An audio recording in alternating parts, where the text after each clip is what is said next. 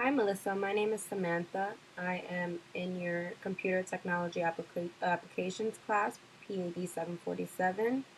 Um, just to clarify, your topic is on radio frequency identification and counterfeit medication as well as healthcare.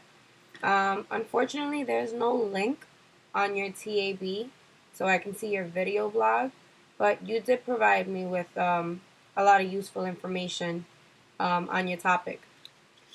Um, just a quick suggestion before I reiterate what you have on your TAB. Um, your actual topic seems to be very broad, as you stated at the end. Um, just a suggestion would be maybe to narrow it down to just radio frequency identification and counterfeit medication because they do go hand in hand. Although healthcare does tie into it, these are three topics that you're going to find a vast amount of information on. So, I mean, in my opinion, I feel that the radio frequency identification intertwines more with the counterfeit medication, and you'll be able to find abundant information on that um, to prove that there's a relationship between those two. And that should be enough. That's actually the the body of your TAB. That's what you're primarily talking about. So I would recommend that just to begin.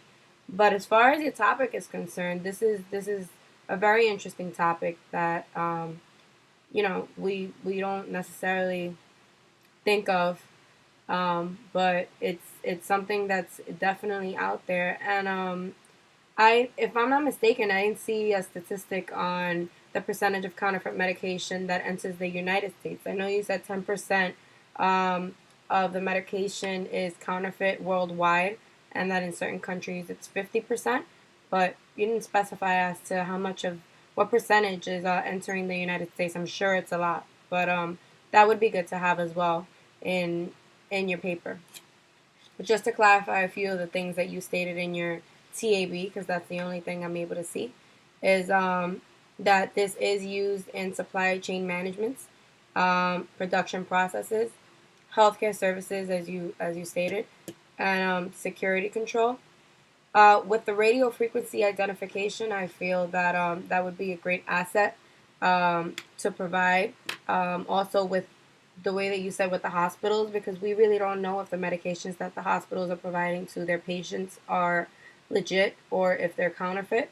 So um, by implementing this RFID and having the bracelets that you mentioned in your TAB as well, that would confirm by the FDA that these medications are legit and have been approved by the FDA and are the medications that these patients should be taking.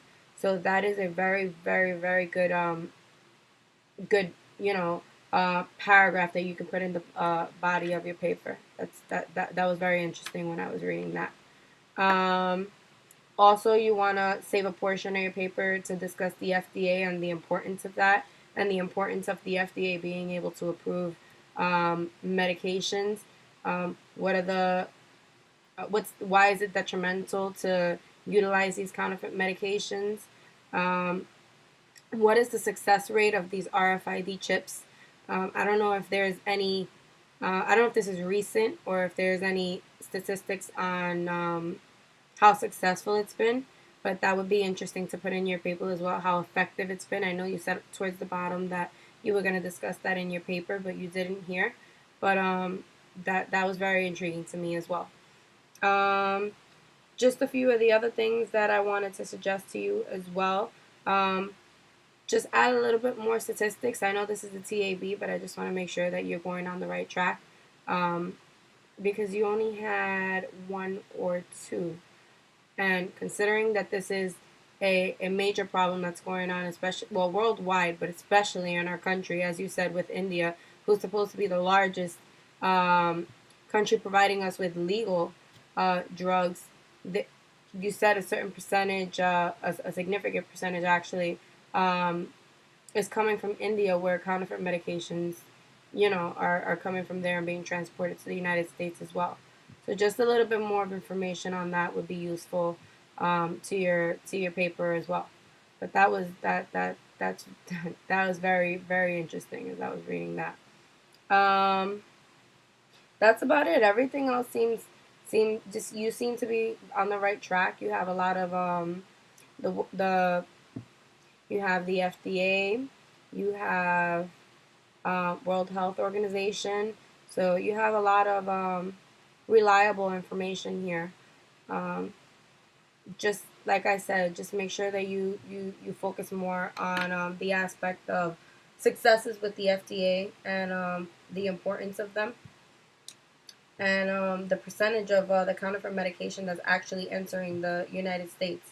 I also had one question for you. As far as the hospitals are concerned and these chips that you want to discuss in your paper and implementing them with nurses and patients and doctors and all that, how do we know that the medications that have already been transported into the United States and that are being transported into the United States and are currently in hospitals and those those medications that are being provided to the patients, how do we know that those medications are legit?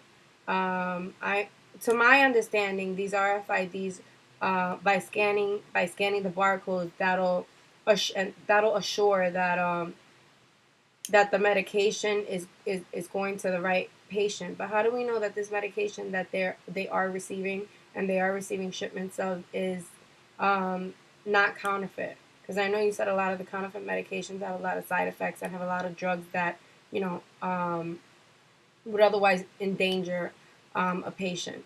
So that was my only question to you as I was reading the TAB. But other than that, you have a great topic, and I'm looking forward to hearing from it.